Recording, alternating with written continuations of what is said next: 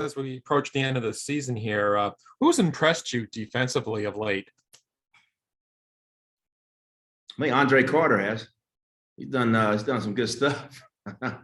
Getting pressure on the quarterback's a big deal. Allows you to bring four, sometimes sometimes three. You don't have to blitz. You don't have to put as much stress on your secondary. No doubt. Eric Smith has been one of the best linebackers that I've coached. He's just done a tremendous job of preparing for ball games and making plays for us, and just so consistent that you can count on stopping the run with him in there. And Nolan Cockrell is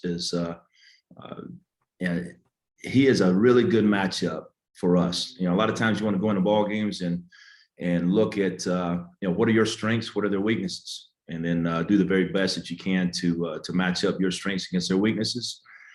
And every week, Nolan has been one of those guys that no doubt is a strength of ours that demands a double team or he wins. And when you're winning up front, that's the first step in winning football games.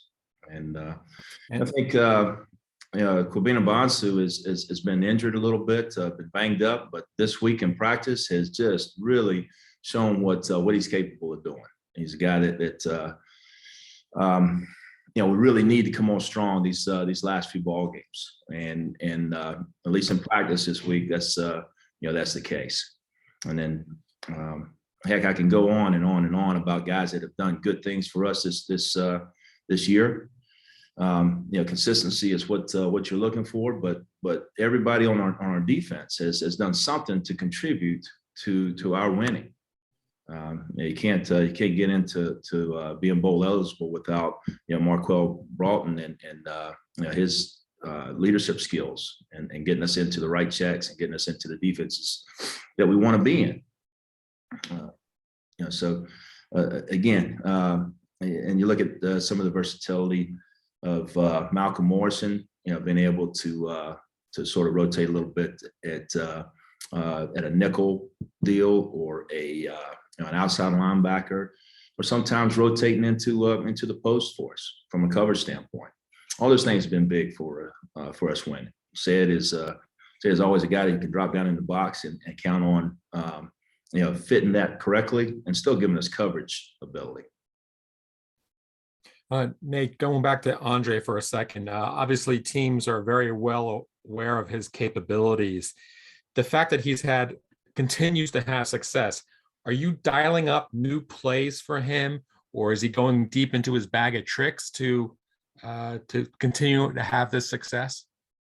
You know what? I think Andre's success is because of his work ethic, and he's got a skill set that contributes to that as well. There's some things that we try to do to match him up on guys, during a ball game that he takes advantage of. But the bottom line is, he's taking it upon himself to just get better, each year and each game, each week. And I'm still impressed with his work ethic. He's going through a period there where not 100% healthy, and still goes out there and gives us everything that he has. And he's a guy that from a matchup standpoint, I love him, as far as being able to get pressure on quarterbacks, and his ability to drop in coverage has been outstanding for a couple of years now. So just whatever we dial up, he's good to go with it, and he makes all of us better. Thanks, Nate. Sure. Hey, Coach. Good to say hi. Ken Kraetzer, SALRadio. Just thoughts on what you've been working on this week, preparing for UMass this game. You know what? I really like some guys on their offense. I think that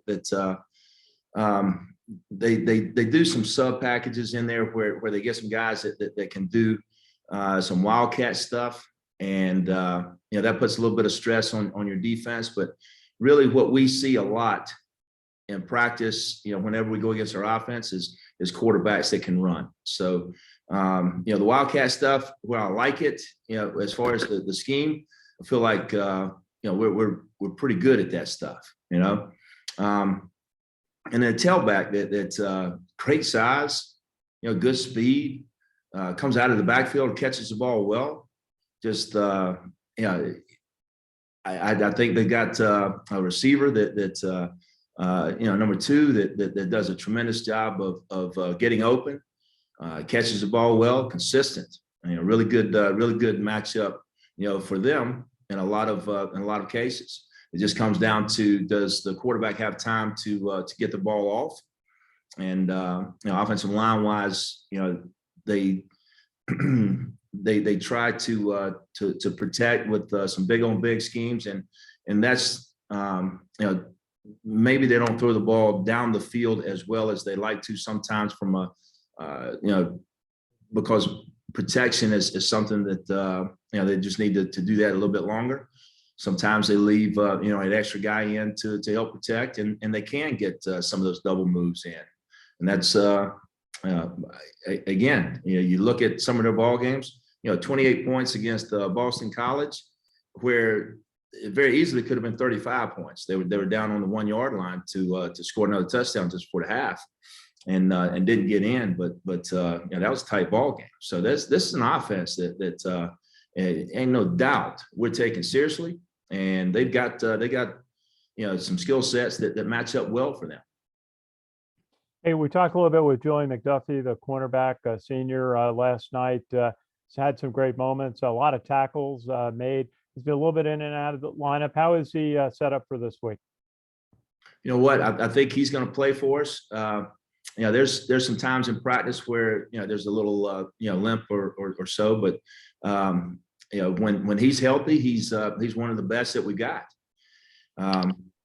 I think that yesterday he looked fine in practice, and I'm hoping he'll be good to go this Saturday.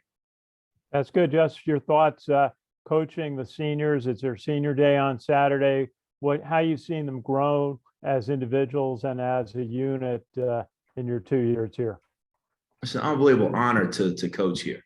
Just being around these guys is just such a breath of fresh air. Being around guys that have the work ethic that they got, the intellect, the drive, just and everything about coaching these guys is outstanding. And to see them develop, over these 2 seasons, it's not a surprise to me. Let me say that, because with a work ethic and intellect and just a want to, that's these guys are going to get better, and you just got to keep your eyes open and continue to plug guys in new packages, because every day somebody's just getting better at what they do. And if you can sort of match that skill set with a package where they can get in the ball game, you'll be better off for it. So these seniors have just done a tremendous job, I think. I appreciate them every day and the kind of work ethic that they got. And my goodness, they put your head down and run through a brick wall for you. That's good stuff. Thanks, Coach. Nate, we were talking to Jeff the other day about the seniors, the unsung players, the guys who maybe don't get much playing time or, stay on the scout team even into their senior year. Do you have a handful of those type of players on defense? We've had some situations this year where our offense has scored a lot of points, and we've gotten up on some teams in the second half, and we've been able to get guys out there and play, and we've been cognizant of the fact that, hey, these guys work hard on a scout team or during the week as well, and we'd love to get them out there and play. Tavares Pearson is a guy that comes in the second half and has done a really good job for us in the secondary, and trying to get these guys on the field is absolutely what we want to do, because they give. All they care about is the team. And when you got guys like that don't care about where the glory goes, the week in practice just goes a whole lot better because they care. And you know, there's not a lot of times where you're happy as a defense coordinator if you got guys that don't care, and you never have to worry about that here. Also, I asked Jeff the other day. Let's face it, Army's a 37-point favorite or so in this game, and if the game goes like last week, hopefully you get a lot of those other players in. But as far as preparation goes, with the new head coach and all, do you, as a defensive coordinator, does it give you a little bit of a nightmare? Do you expect UMass to come out in ways that maybe you didn't expect? We're looking at a lot of different things that we could see. If as a defensive staff, if you don't have the answers during the ball game, then that thing can get away from you. And luckily, most of the time our defensive staff has put together some answers that allow us to stay in the ball game and hopefully win. But this is again, when you have a new head coach or somebody new on the staff that you're not quite sure what they're going to do or what they're going to change. You're up a little bit later in the night and trying to figure out, what do you do if they do this or if they do that. So there's a lot of things that we're working on that we're probably not going to see in this ball game. But if we do see it, we'd like to be ready for it.